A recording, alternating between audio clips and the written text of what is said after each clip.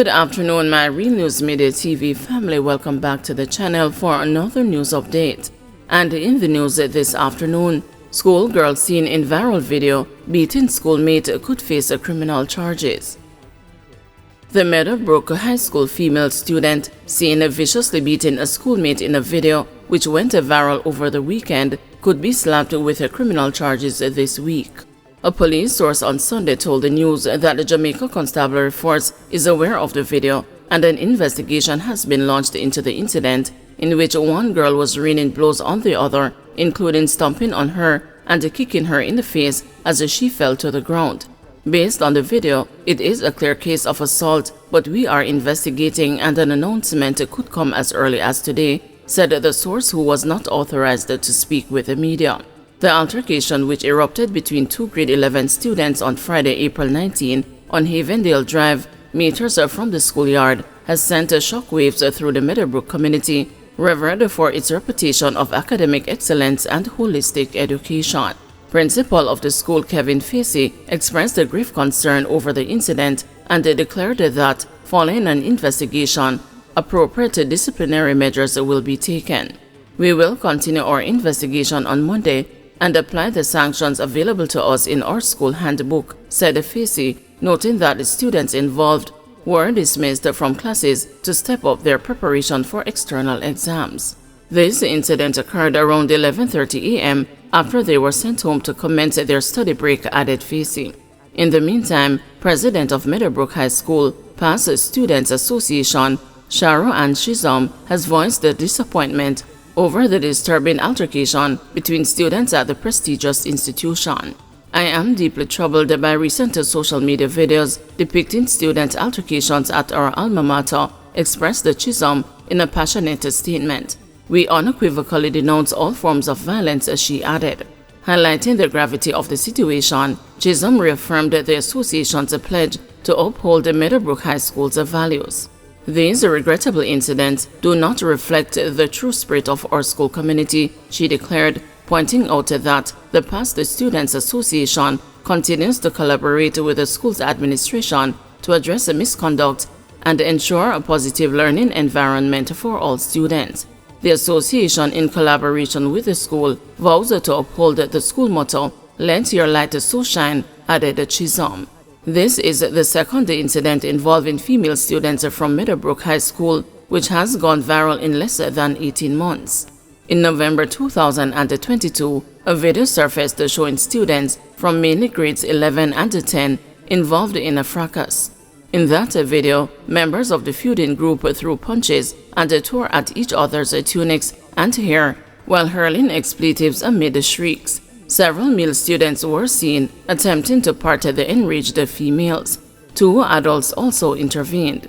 Facey acknowledged to the news that the students involved in that earlier incident had not been expelled from the school.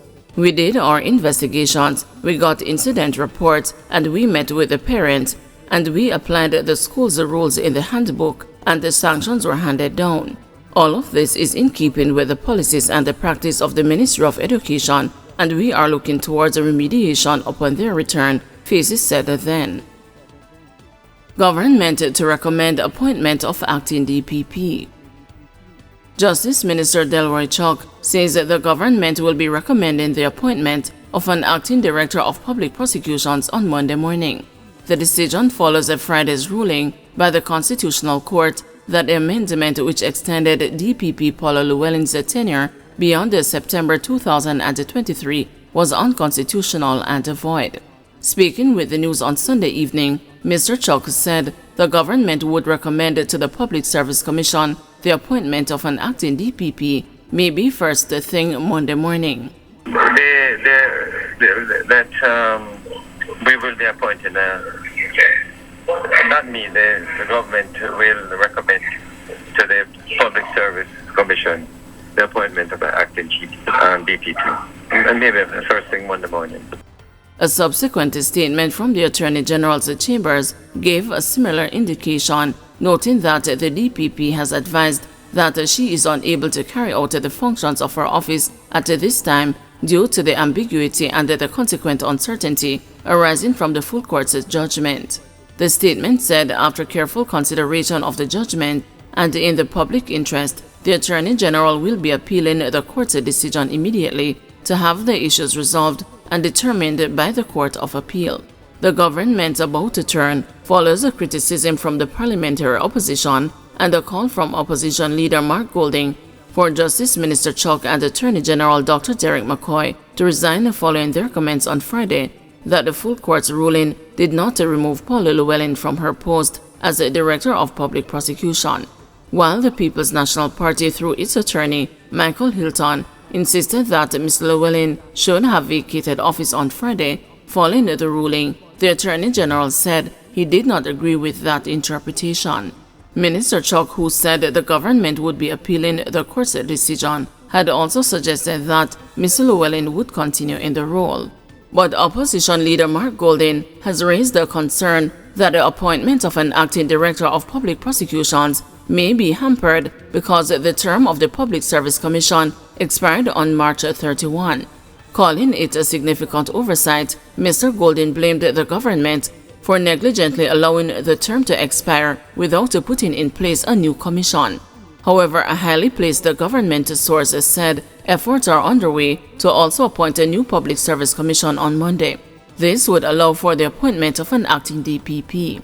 The current absence of a Public Service Commission whose term was negligently allowed to expire on the 31st of March this year, without a new commission being put in place to ensure seamless public administration, is a significant oversight by the government that could hinder ongoing public services, including the critical appointment of an acting DPP. Curfew in sections of St. Catherine North extended. A curfew that was imposed in sections of St. Catherine North has been extended for another 24 hours. The curfew began at 6 p.m. on Saturday and will remain in effect until 6 p.m. on Monday. The boundaries of the curfew are north along Spanish Town Bypass, traveling along Oxford Road to the intersection of Burke Road and Oxford Road, east from the intersection of Burke Road and Oxford Road to the intersection of Burke Road and Marchpen, south from the intersection of Burke Road and Marchpen Road to the intersection of Marchpen Road and the Spanish Town Bypass, west along the intersection of Marchpen Road and the Spanish Town Bypass, travel to the intersection of the Spanish Town Bypass and Oxford Road. During the hours of the curfew, all persons within its boundaries are required to remain within their premises for 24 hours unless otherwise authorized by the ground commander. Residents support Patmore's bid to represent Trelawny Southern. Residents of Trelawny Southern have thrown their support behind the former independent councillor, now prospective candidate for the People's National Party's businessman Paul Patmore.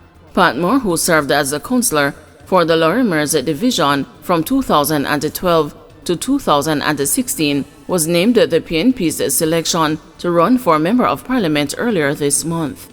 The constituency was last represented by the Jamaica Labour Party's Marissa Dalrymple Philibert, who resigned as MP and the Speaker of the House last year. Patmore, the operator of a funeral home in a section of the constituency known as the Low River, is the welcomed choice for representation, said Anthony Wilson, a resident of Ulster Spring. This is a godsend from above because that man, Patmore, is a deliverer. You see, up in Lorimer's division and South Trelawny overall, Patmore is the reason we have water, Wilson said. During his stint as an independent councillor, Patmore's legacy project brought the water shortage being faced by residents of the Lorimers division into sharper focus. His main project, which was dubbed the Paul Patmore Water Project, still lives on many years later. This water project, according to Wilson, has cemented Patmore's name into hearts and the minds of people living in South Trelawny. You see, even with the yearly drought, we up here no really short of water because when Patmore was an independent councillor, he sorted out the system so everybody in the area can live off it now, Wilson told the news. We know him as a man who can deliver, and we have confidence in him because we know he will work, he added, pointing out that Patmore had already secured a seat inside the Trelawny Municipal Corporation as an independent candidate. Wilson is confident that the supporters of the two main political parties will look outside of color and vote for the businessman. Of course, he will get support from both political parties. Remember that he's the first man in Jamaica to run as independent and won because everybody voted for him. So the same thing will happen again. He's a man of his word. He's not just a mouthpiece.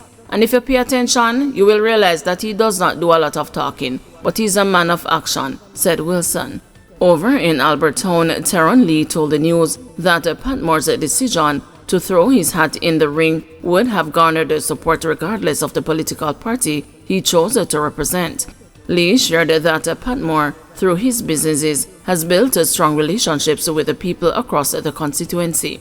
The Trelawny resident believes that this will give Patmore some leverage in the next general election. I feel this is good for South Trelawny because he has proven that he is qualified to hold such a position. I am not biased, but he was also the one who helped me to go to the Real Nephew contender when it first came out. Patmore is for the people, Lee said. If people like you, them are gonna like you and support you. So he has that in his favor. We now say Patmore is going to be the savior, but he's going to get a lot of support and he will do what he can. At the same time, Lee explained that he is hoping that Patmore, should he be elected as MP, will introduce additional social development in the parish. Everybody are gonna say them want road and water, but we really need some social programs. We need some sports, music and anything that occupy the minds of the youth. We want to learn skills and other things to uplift ourselves, Lee shared. While also speaking to the news in Albertown, Sudina Grant said the support being thrown behind Patmore is also stemming from his community service. My family always thought that he's a good man who helps out whenever he can. Me think him deserve to be the next MP based on the work he has done. Me get to understand that sometimes when people pass away and their families are facing financial difficulties, he helps them out to bury their loved ones at a lower cost, Grant explained. At the same time, Marlon Phillips, a Clarkstown resident, spoke highly of the work that the businessman did during his term as a councillor. Phillips pointed out that while he is not a resident of the Lorimers division, he has seen the improvements made in the area through the work of the businessman. I feel like Trelawny people should give Patmore a chance because he's a good person. I feel like everybody deserves a chance, Phillips said. Phillips further stated that, regardless of who becomes the next MP for Trelawny Southern, there is major work to be done as he believes the constituency has been abandoned for far too long. The news understands that the JLP's Devon McDaniel will be contesting the Trelawny Southern seat. McDaniel served as MP for the constituency between 2002 and 2007.